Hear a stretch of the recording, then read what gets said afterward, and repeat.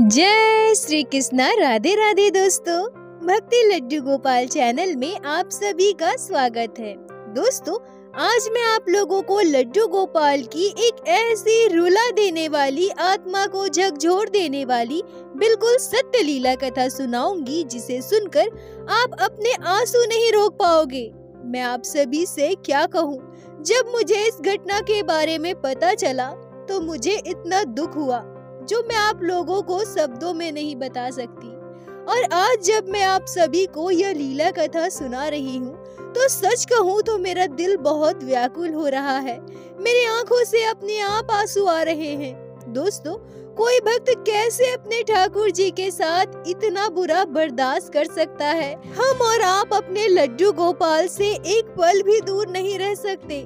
तो जरा सोचिए, क्या बीती होगी उस भक्त पर जिनके लड्डू गोपाल के साथ इतना बड़ा अत्याचार हुआ। दोस्तों, कभी कभी तो सोच कर ही आत्मा कांप जाती है। वो इंसान कैसे होंगे जो हमारे ठाकुर जी, हमारे भगवान के साथ इतना बुरा करते हैं। क्या उनके हाथ नहीं कांपते? क्या उन्हें यह एहसास नहीं है कि हमारे लड्डू गोपाल स्वयं श्री नारायण, श्री कृष्ण के बाल स्वरूप है? क्या ऐसे लोगों को धर्म का ज्ञान नहीं है? ऐसा करना तो दूर, ईश्वर के साथ ऐसा करने की सोचना भी पाप है। दोस्तों, इन्हीं घटनाओं से हमें इस बात का आभास होता है कि हम कलयुग के प्रारंभ में ही कितने बुरे दौर से गुजर रहे हैं, जहां इंसान भगवान को नहीं मानता। लाखों कुकृत्यों के बीच इंसान भगवान को भी नहीं बख्श रहा। अगर कलयुग का आगाज ऐसा है तो इसका अंजाम कितना बुरा होगा, जरा सोच कर देखिए। दोस्तों, वीडियो थोड़ी लंबी होगी। मैं आप सभी से निवेदन करना चाहूंगी कि कृपया वीडियो को अंत तक अवश्य देखिएगा। आज की यह लीला कथा हमारे साथ शेयर की है झारखंड के दुमका जिले में रहने वाली मंजू महतो जी ने। दोस्तों, इस घटना के बारे में जब मंजू जी हमें बता रही थी तो वो बहुत दुखी थी, उनकी आंखें नम हो रही थी। मंजू जी कहती हैं कि मैं बचपन से अपने जीवन में इतने संघर्ष, इतने दुख देखी हूँ। अगर वो सभी आप लोगों को बताऊं तो ये वीडियो बहुत लंबा हो जाएगा, और साथ ही साथ मैं भले ही आप लोगों के लिए अनजान हूँ, पर मेरे साथ घटी उन घटनाओं को सुनकर आपकी आंखों में आंसू जरूर आएंगे। मंजू जी कहती हैं कि मेरी उम्र लगभग 30 वर्ष है। मैं अपने माता पिता की इकलौती संतान हूँ। हम दुमका के एक छोटे से गांव में रहते हैं। हमारा परिवार खेती बाड़ी पर आश्रित था। खेती बाड़ी के अलावा मेरे पापा हमारे घर से थोड़ी ही दूर पर शाम के समय चाय पकोड़े का ठेला लगाते थे। मंजू जी कहती हैं कि मेरे परिवार में मेरे मम्मी पापा और मेरी दादी है। मेरी एक बुआ भी है, पर उनकी शादी हो चुकी है। मेरे मम्मी पापा के शादी के लगभग 5 साल बीत गए थे, पर उन्हें कोई संतान नहीं थी। तब मेरी दादी को कहीं से पता चला था कि लड्डू गोपाल की सेवा करने से संतान की प्राप्ति होती है। मेरी दादी को एक पोता चाहिए था, इसलिए मेरी दादी मेरी मम्मी को लड्डू गोपाल ला कर दी। मेरी मम्मी बड़े ही प्यार से बाल गोपाल की सेवा किया करती थी। बाल गोपाल हमारे घर आने के लगभग 6 महीने के बाद मेरी मम्मी गर्भवती हुई और मेरा जन्म हुआ। पर मेरी दादी मेरे जन्म से बिल्कुल भी खुश नहीं थी, लेकिन मेरे मम्मी पापा बहुत खुश थे। मेरे मम्मी पापा का कहना था कि हमें तो कोई संतान ही नहीं थी। लड्डू गोपाल की कृपा से हमें संतान की प्राप्ति हुई है। हमें फर्क नहीं पड़ता लड़का हो या लड़की। बाल गोपाल ने आशीर्वाद स्वरूप हमें संतान दी है, हमें माता पिता बनने का सुख दिया है। पर मेरी दादी मुझे कभी पसंद नहीं करती थी। अब तो वो लड्डू गोपाल से भी चिढ़ने लगी थी। वो मेरी मम्मी से कहा करती थी कि मैंने तो सोचा था कि लड्डू गोपाल की सेवा करने से हमारे घर में भी बाल गोपाल जैसा एक सुंदर सा लल्ला आएगा, पर ये क्या, हमारे घर तो लड़की पैदा हो गई। अब उनकी सेवा करके भी क्या फायदा, जब यह हमें हमारे घर का चिराग ना दे सके। बेहतर यही होगा कि अब इन्हें नदी में प्रवाहित कर दो या फिर किसी मंदिर में रख कर आओ। जितना प्रेम मेरे मम्मी पापा मुझसे करते थे, उतना ही प्रेम लड्डू गोपाल से भी करते थे। मेरे मम्मी पापा को यह लगता था कि मेरा जन्म लड्डू गोपाल की कृपा से ही हुआ है। लड्डू गोपाल ने ही उन्हें इतने वर्षों के बाद माता पिता होने का सुख दिया है। मेरी मम्मी लड्डू गोपाल को नदी में प्रवाहित करने से या फिर मंदिर में छोड़ने से बिल्कुल भी इनकार कर दी थी। मेरी मम्मी ने मेरी दादी से कहा कि मुझे पुत्र नहीं चाहिए और लड्डू गोपाल है ना मेरे पुत्र। और जिनके पास बाल गोपाल जैसे पुत्र हो उन्हें भला किसी और पुत्र की क्या आवश्यकता। मंजू जी कहती हैं कि जब मैं धीरे धीरे बड़ी होने लगी और मेरी दादी मेरे मम्मी के बीच छोटी छोटी बातों को लेकर लड़ाई झगड़ा होना और इन सभी बातों का मुझे पता चलने लगा। हम भले ही गरीब थे, मेरे पापा बहुत पैसे नहीं कमाते थे, पर हाँ हमारा परिवार बहुत खुशहाल था। हमारे घर में खाने पीने की किसी चीज की कमी नहीं थी। मैं बहुत खुश थी। मैं स्कूल जाने लगी थी। मेरी उम्र लगभग 9 साल की थी। लड्डू गोपाल मुझे बहुत प्यारे लगते थे। मैं अपने मम्मी के साथ लड्डू गोपाल की सेवा भी किया करती थी। हम कहीं भी बाहर घूमने जाते थे तो लड्डू गोपाल को भी अपने साथ लेकर जाते थे। मंजू जी कहती हैं कि मुझे आज भी याद है, एक बार रक्षाबंधन पर मैं बहुत रो रही थी। मैं अपने मम्मी पापा से कह रही थी कि मेरा कोई भाई क्यों नहीं है, मैं किसे राखी बांधूंगी।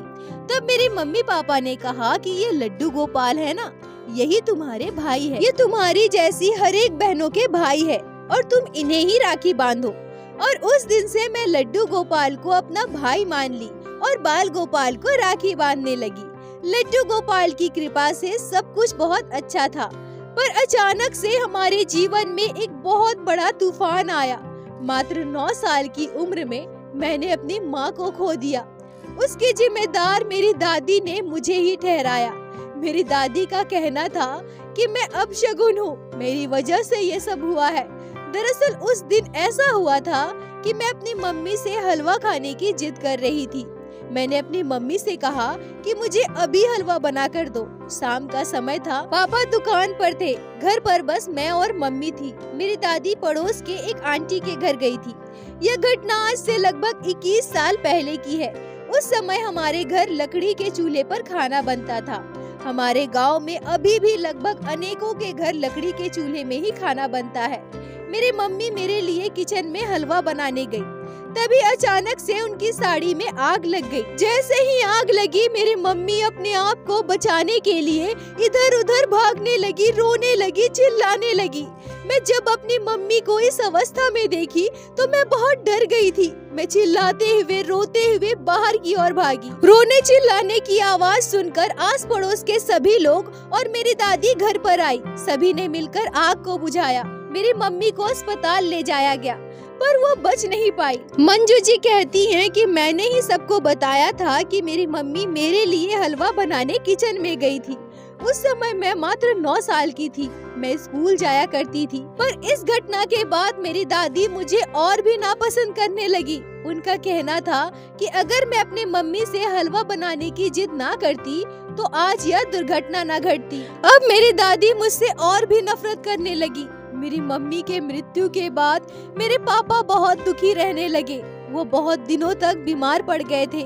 महीनों तक उन्होंने कोई काम नहीं किया। हमारे परिवार की स्थिति बहुत खराब हो गई थी और इन सब का कारण मेरी दादी ने मुझे ही बताया। मुझे ही बताती थी। मैं बहुत रोती थी, मेरी मम्मी को बहुत याद करती थी। मेरे पापा मुझसे प्यार तो करते थे, पर वो इस अवस्था में नहीं थे कि मुझ पर ध्यान दे सके। मेरा स्कूल जाना बंद हो गया था।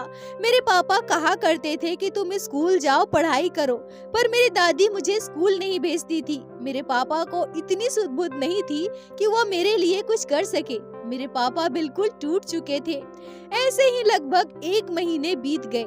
1 महीने बीतने के बाद मेरी दादी हमारे घर के मंदिर में पूजा पाठ करना प्रारंभ कर दी, पर वो लड्डू गोपाल की सेवा नहीं करती थी। उन्होंने लड्डू गोपाल को उठाकर खिड़की के ऊपर रख दिया था।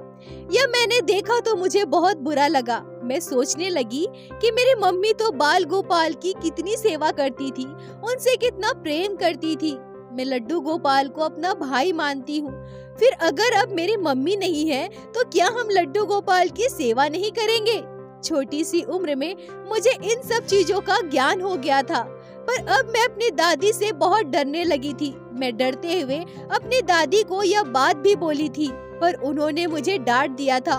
वो कहने लगी कि लड्डू गोपाल भगवान है, उनकी सेवा की कोई जरूरत ही नहीं है। तुम सब पागल हो गए हो क्या? मैं तो कुछ और ही सोचकर इन्हें अपने घर लाई। जब यह हमारा कोई काम ही न कर सके, हमारी मनोकामना की पूर्ति ही न कर सके, तो फिर यह कैसे भगवान? फिर कुछ दिनों तक मैंने अपनी दादी से कुछ भी नहीं कहा। मेरे पापा भी धीरे धीरे खुद को संभाल पाए थे। मेरे पापा फिर से काम पर जाने लगे थे।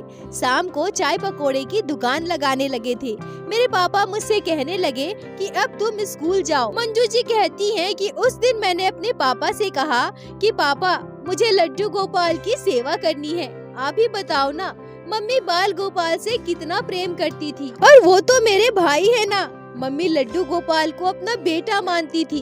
फिर हमारे घर अब लड्डू गोपाल की पूजा क्यों नहीं होती पापा? मुझे बहुत बुरा लगता है, बहुत दुख होता है। मम्मी की बहुत याद आती है। मम्मी नहीं है तो क्या हम लड्डू गोपाल को ऐसे ही भूखे प्यासे रख देंगे? मेरी बात सुनकर मेरे पापा बहुत भावुक हो गए। उन्होंने मुझे गले से लगा लिया और कहने लगे कि नहीं बेटा, ऐसा नहीं है, हम लड्डू गोपाल की सेवा जरूर करेंगे। उनकी कृपा से ही हमें तुम मिले हो। मंजू जी कहती हैं कि उसके बाद मैं अपने पापा के साथ मिलकर लड्डू गोपाल की सेवा करने लगी। मेरी उम्र लगभग 10 वर्ष हो गई थी। मैं सुबह उठकर घर के थोड़े बहुत काम कर देती थी, फिर खुद स्नान करके लड्डू गोपाल को स्नान करवाती थी, उनका सुंदर श्रृंगार करती थी और उन्हें भोग लगाती थी। उसके बाद ही मैं स्कूल जाती थी। दोपहर को मेरे पापा लड्डू गोपाल को भोग लगाया करते थे। शाम को स्कूल से घर वापस आने के बाद मैं दिया बाती करती थी, लड्डू गोपाल को भोग लगाती थी और फिर रात को उन्हें सुलाती भी थी। मम्मी के जाने के बाद मेरे पापा बहुत अकेले हो गए थे। वो दुखी रहते थे, परेशान रहते थे, अंदर ही अंदर घुटते रहते थे। मेरी उम्र तो बहुत छोटी थी, पर अपने पापा को देखकर मुझे बहुत बुरा लगता था। मुझे भी जब मेरी मम्मी की याद आती थी या मेरी दादी की कोई बात मुझे बुरी लग जाती थी, मेरी दादी का व्यवहार जब मुझे असहनीय लगता था तो मुझे बहुत बुरा लगता था। मैं अंदर से टूट जाती थी। मैं ये सब बात अपने पापा को बताकर और दुखी नहीं करना चाहती थी, इसलिए मैं अपने लड्डू गोपाल के पास जाती थी, अपने बाल गोपाल से अपने दिल की हर एक बात कहती थी। मुझे ऐसा लगता था कि मेरे लड्डू गोपाल के जरिए मेरी हर एक बात मेरी मम्मी सुन रही है। मैं अपने मम्मी को सब कुछ बता रही हूँ। मुझे लड्डू गोपाल की सेवा के लिए जब भी किसी चीज की जरूरत होती थी तो मैं अपने पापा से कहकर वो चीज मंगवा लेती थी, और यह सब मेरी दादी को बिल्कुल भी पसंद नहीं था, जिस बात से मेरी दादी बहुत गुस्सा रहने लगी थी। मेरी दादी मुझे ताना देती थी, मुझ पर गुस्सा करती थी। मैं जब भी लड्डू गोपाल की सेवा के लिए जाऊं तो मेरी दादी कोई न कोई मुझे काम बता देती थी। अब दिन भर तो मेरे पापा घर पे नहीं होते थे, इसलिए मुझे दादी से डर कर रहना पड़ता था। उनकी हर एक बात को माननी पड़ती थी, पर इसके साथ साथ मैं लड्डू गोपाल की सेवा भी किया करती थी और अपनी पढ़ाई भी करती थी। मंजू जी कहती हैं कि ऐसे ही 2 साल और बीत गए, पर अब तो मेरे जीवन में एक और तूफान आना बाकी था। एक ही जीवन में मुझे एक के बाद एक इतना बड़ा दुख। हमारी जो छोटी सी चाय पकौड़ी की दुकान थी, रात को मेरे पापा बंद करने के बाद सारा सामान झोले में डालकर साइकिल से घर लेकर आते थे। उस दिन हुआ यूं कि रात के लगभग 8:30 बजे दुकान बंद करके मेरे पापा सारा सामान समेटकर साइकिल से घर आ रहे थे, पर रास्ते में उन्हें किसी गाड़ी ने टक्कर मार दी। ठंड का समय था, हम गांव में रहते हैं। गांव में लोग जल्दी सो जाया करते हैं, रास्ते में ज्यादा लोग भी नहीं रहते। मेरे पापा वहीं पड़े रहे, किसी ने देखा तक नहीं। जब रात के 9:30-10 बज गए और मेरे पापा घर वापस नहीं आए, तब मेरी दादी हमारे पड़ोस वाले अंकल के घर गई और उनको साथ लेकर पापा की दुकान की ओर जाने लगी। तभी रास्ते में उन लोगों ने देखा कि मेरे पापा के साथ इतना बड़ा दुर्घटना घट गया है। उन्हें उठाकर अस्पताल ले जाया गया, पर मेरे पापा जिंदा नहीं बचे, वो इस दुनिया को छोड़कर जा चुके थे। दोस्तों, मंजू जी रोते हुए कहती हैं कि अब मैं क्या कहूँ, मेरे मम्मी पापा दोनों अब मेरे पास नहीं थे। अब मैं बिल्कुल अपनी दादी पर आश्रित हो गई थी। मेरी दादी तो पहले से ही मुझे नापसंद करती थी, और एक बच्चा किसी ऐसे इंसान के साथ कैसे रह सकता है जो उसे बिल्कुल भी प्यार न करता हो, उसे देखना तक नहीं चाहता। मेरी दादी ने खेती बाड़ी का काम दूसरों को दे दिया। उसी से हमें जो आधा अनाज मिलने वाला था, उसी से हमारा खर्चा चलता। अब तो मेरी दादी मुझे लड्डू गोपाल की सेवा करने से भी मना करती थी। वह कहती थी कि हमारे पास खाने को नहीं है और तुम लड्डू गोपाल को भोग लगाओगी, कहाँ से आएगा इतना सब कुछ। मैं पढ़ना चाहती थी, पर मेरी दादी ने मेरा स्कूल भी छुड़वा दिया। हमारे घर के पीछे एक छोटा सा खेत था। मेरी दादी दिन भर मुझसे वहाँ काम करवाती थी, सब्जी के पौधे लगवाती थी, तरह तरह की सब्जियाँ उगाती थी। वो खुद तो बैठी रहती थी और दिन भर मुझसे काम करवाती थी, उन सब्जियों को बेचती थी, पर मुझे कभी उन पैसों से कुछ भी लाकर नहीं देती थी। मैं अगर अपनी दादी से कहूँ कि दादी मेरे लड्डू गोपाल के लिए थोड़े से किशमिश बादाम बतासे लाकर दीजिए ना, तो वो मुझे डांटने लगती थी। कहती थी कि मैं तुम्हें ही कितने मुश्किल से पाल रही हूँ, तुम्हें खिला पिला रही हूँ, यह तुम्हें दिखाई नहीं देता? अब तुम्हें लड्डू गोपाल को किशमिश खिलाना है। मंजू जी कहती हैं कि मैं बहुत रोती थी। मैं उन दिनों को याद करती थी जब मेरी मम्मी जिंदा थी। हमारे लड्डू गोपाल को तरह तरह के पकवान के भोग लगाए जाते थे। मेरे मम्मी के बाद भी मेरे पापा मुझे फल मिठाई लाकर देते थे, पर अब तो मैं लड्डू गोपाल को चीनी गुड़ का भोग लगाती हूँ। मेरी दादी लड्डू गोपाल के लिए मुझे एक पोशाक तक खरीद कर नहीं देती थी। मैं बहुत छोटी थी, मुझे सिलाई बुनाई करना कुछ भी नहीं आता था, फिर भी मैं अपने लड्डू गोपाल के लिए अपने हाथ से ही जैसा मुझसे हो पाता था वैसा ही पोशाक बनाती थी। मंजू जी कहती है कि मैंने प्रारंभ में ही आप लोगों को बताया था कि मेरी एक बुआ भी है, जिनकी शादी मेरे जन्म से पहले हो चुकी थी। उनका ससुराल हमारे घर से थोड़ी ही दूर पर था। अब जब मेरे मम्मी पापा नहीं थे, मैं बिल्कुल अकेली हो गई थी, तो मेरी दादी भी मुझे घर पर अकेला छोड़कर बुआ जी के घर जाया करती थी। मैं दिन भर घर पर अकेली रहती थी, घर के काम करती थी, पर कभी कभी तो ऐसा भी होता था कि मेरी दादी रात को भी वहीं रुक जाती थी।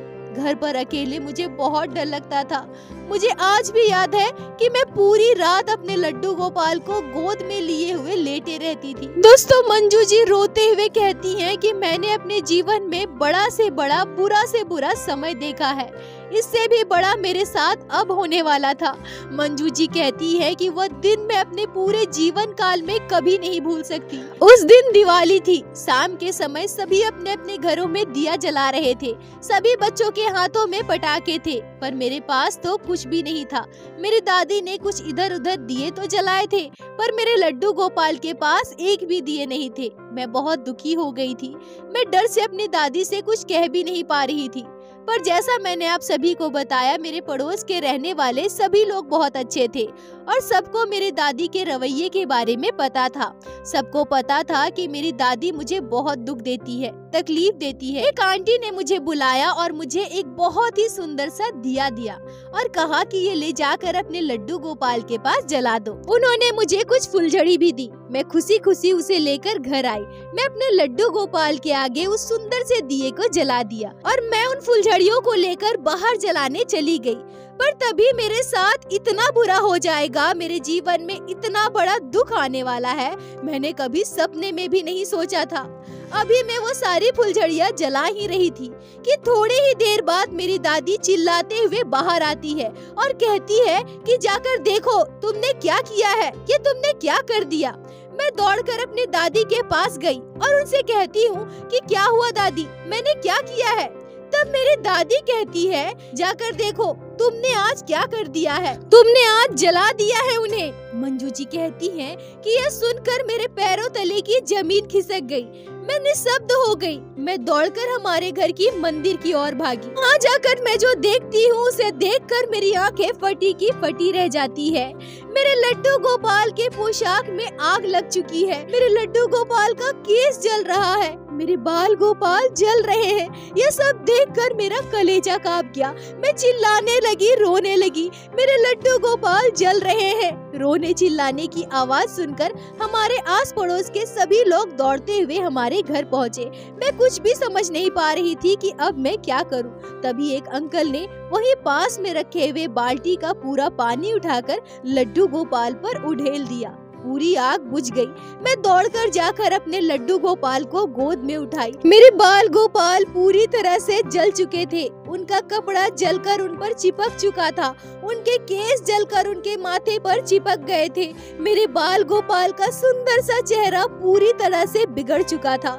मैं बहुत रोने लगी। मेरे मम्मी पापा के बाद मेरे लड्डू गोपाल ही थे। पर अब ये सब क्या हो गया? पड़ोस की आंटी मुझे चुप कराने लगी और उधर मेरी दादी जोर जोर से बाहर चिल्लाने लगी। वो कहने लगी कि सब कुछ तुम्हारी वजह से हुआ है। तुमने ही दिया लड्डू गोपाल के पास जलाया था, जिससे उनकी पोशाक में आग लग गई, और अब रोकर दिखा रही हो, नौटंकी कर रही हो। मंजू जी कहती है कि ऐसा हो ही नहीं सकता कि दिए की आग से लड्डू गोपाल की पोशाक में आग लग जाए, क्योंकि लड्डू गोपाल सिंहासन पर विराजित थे और सिंहासन से थोड़ी दूर पर हमने एक लोहे का टेबल रखा था, उस पर हम दिया बाती करते थे। फिर यह कैसे संभव हो सकता है कि लड्डू गोपाल की पोशाक में आग लग जाए? मैं अच्छी तरह से समझ गई थी कि मैं लड्डू गोपाल की सेवा करती हूँ, जो मेरी दादी को बिल्कुल भी पसंद नहीं है। इसी वजह से उन्होंने ही जरूर ये किया होगा। मैं रोते रोते लड्डू गोपाल के श्री विग्रह से चिपके हुए पोशाक को, चिपके हुए केस को हटाने की कोशिश करने लगी, पर लड्डू गोपाल का पूरा विग्रह पूरी तरह से जल चुका था। मेरे हाथ कांप रहे थे। आंटी मुझे कहती है कि तुम रो मत, मैं तुम्हें दूसरे लड्डू गोपाल ला कर दूंगी। पर मैं दूसरे लड्डू गोपाल की सेवा कैसे कर सकती हूँ? यह तो मेरे मम्मी पापा की निशानी है ना। मेरे मम्मी पापा के लड्डू गोपाल हैं, वो उनसे कितना प्रेम करते थे। मैंने आंटी से कहा कि नहीं आंटी, मैं इसी लड्डू गोपाल की सेवा करूँगी। पूरे शरीर में मैंने चंदन का लेप लगाया, पोशाक पहनाया और घर के सिंहासन पर विराजित कर दिया। पर अब मेरी दादी मुझे और भी परेशान करने लगी। उनका कहना था कि खंडित लड्डू गोपाल की सेवा हम नहीं कर सकते, और यह तो अपशगुन हो गए हैं। लड्डू गोपाल जल गए हैं और अब इनकी सेवा हमारे घर हो ही नहीं सकती। पर मैंने अपने दादी की एक ना मानी। मैं भी जिद पर आ गई थी कि यह मेरे लड्डू गोपाल है और मैं इन्हीं की सेवा करूंगी। और मेरी दादी प्रत्येक दिन बस एक ही बात कहा करती थी कि ये अपशगुन हो गए हैं, और देखो ना कितने भयानक लग रहे हैं, बिल्कुल बदसूरत लग रहे हैं, इनकी सेवा नहीं करनी है। पर मैंने कभी सपने में भी नहीं सोचा था कि मेरी दादी मेरे लड्डू गोपाल के साथ कुछ ऐसा करेगी। पहले तो मेरे लड्डू गोपाल को आग में जलाया, और अब मेरे बाल गोपाल को मुझसे हमेशा के लिए दूर कर देगी। सुबह घर के सारे काम करने के बाद नहाने गई थी। जब मैं नहाकर वापस आई तब मैंने देखा कि मेरे लड्डू गोपाल अपने स्थान पर नहीं है। मैं रोते हुए अपनी दादी से पूछने लगी कि दादी मेरे लड्डू गोपाल कहाँ है? और उन्होंने मुझसे जो कहा उसे सुनकर मेरी दुनिया खत्म हो गई। मेरी दादी कहती है कि मैं तुम्हें हमेशा कहती थी ना कि ये अपशगुन है, बदसूरत है, इनकी सेवा हमारे घर नहीं होगी, पर तुम तो मानने वाली थी नहीं, इसलिए मैंने आज उन्हें वहाँ पहुँचा दिया है जहाँ उन्हें होना चाहिए। उस दिन अपने दादी के आगे मैं खूब रोई थी। मैंने उनसे बार बार पूछा कि दादी मेरे लड्डू गोपाल कहाँ है? आपने क्या किया है उनके साथ? उन्हें कहाँ रख कर आई आप? पर मेरी दादी ने मुझे कुछ नहीं बताया। समय बीतता गया पर लड्डू गोपाल मेरे पास कभी वापस नहीं आए। ना ही मैं कभी जान पाई कि मेरे लड्डू गोपाल के साथ मेरी दादी ने क्या किया है। अब तो बस दादी मुझसे काम करवाती थी, खेतों में, घर में, बाहर, वो बस मुझे काम ही करवाती थी और उन्हें जो भी पैसे मिलते थे वो अपनी बेटी के बच्चों पर खर्च करती थी। मेरी दादी बहुत खुश थी कि अब मैं लड्डू गोपाल की सेवा नहीं करती, पूरा समय उनका काम करती हूँ। पर मुझे कितना दुख होता था, मैं कितना रोती थी, कितना तड़पती थी अपने लड्डू गोपाल के लिए, यह बस मैं ही जानती हूँ। मंजू जी कहती है कि जब मैं 17 साल की थी तब मैं अपने दादी के साथ एक शादी में गई थी। वहाँ मुझे मेरे ससुराल वालों ने पसंद किया। मेरी दादी से शादी की बात की, बिना दान दहेज की मेरी शादी हो गई। मेरे लड्डू गोपाल की कृपा से मुझे बहुत अच्छा ससुराल मिला है। मेरी सासू माँ, मेरे ससुर जी, मेरे देवर जी, मेरे हस्बैंड सभी बहुत अच्छे हैं, मुझसे बहुत प्यार करते हैं। सब कुछ पता होने के बाद भी कि मेरे मम्मी पापा नहीं हैं, उन्हें कोई दान दहेज नहीं मिलेगा, ना ही मेरे हस्बैंड को कभी ससुराल में मान सम्मान मिलेगा, फिर भी मेरी शादी उन्होंने करवाई। पर मेरे जीवन में लड्डू गोपाल ना होने का दुख आज भी मुझे है। मंजू जी कहती हैं कि सासू माँ से मुझे बिल्कुल मेरी माँ के जैसा प्यार मिला। मुझे यह कभी नहीं लगा कि ये मेरी माँ नहीं, मेरी सासू माँ है। मैं अपने दिल की हर एक बात अपने सासू माँ से शेयर करती हूँ। मैंने उन्हें लड्डू गोपाल की भी बात बताई। मैंने उनसे यह भी कहा कि कैसे मेरी दादी ने मेरे बाल गोपाल को आग में झोंक दिया था और उसके बाद मुझे मेरे बाल गोपाल से हमेशा के लिए दूर कर दिया। मेरे सासू माँ ने मुझे बहुत समझाया, मुझे दूसरे लड्डू गोपाल ला कर दी।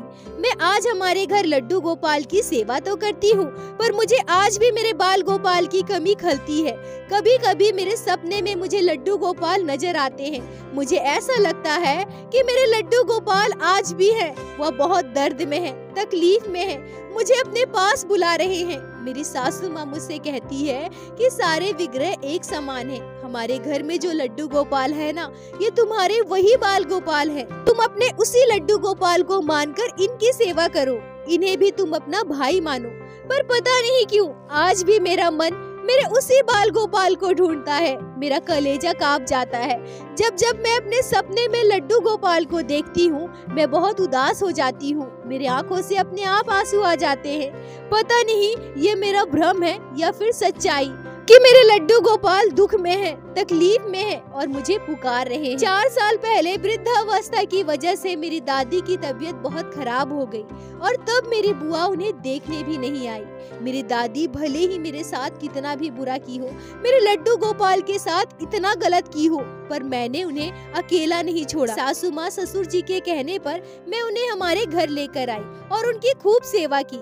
हमारे घर आने के 8 महीने के बाद वो इस दुनिया को छोड़कर चली गई। दोस्तों, मंजू जी भावुक होकर मुझसे कहती हैं कि दीदी, मेरे सपने में मुझे बाल गोपाल रोते हुए क्यों दिखाई देते हैं? मुझे क्यों ऐसा लगता है कि मेरे लड्डू गोपाल बहुत दुखी हैं? कृपया आप मुझे बताएं। दोस्तों, मैं इस पर क्या कहूँ, इस घटना ने मुझे अंदर तक झकझोर दिया है। मैं भक्ति लड्डू गोपाल चैनल के सभी सब्सक्राइबर, आप सभी हमारे परिवार के सदस्यों से हाथ जोड़कर ये सवाल पूछना चाहूंगी कि आप सभी का इस पर क्या विचार है। आप लोग कमेंट में अपने विचार और अपने राय जरूर बताएं। मुझे आप सभी के कमेंट का इंतजार रहेगा। मंजू जी, आपका बहुत बहुत धन्यवाद जो आपने लड्डू गोपाल के इस मार्मिक घटना को हमारे साथ शेयर की, जिसे मैं हमारे चैनल के माध्यम से बाकी सारे भक्तों तक पहुंचा सकी।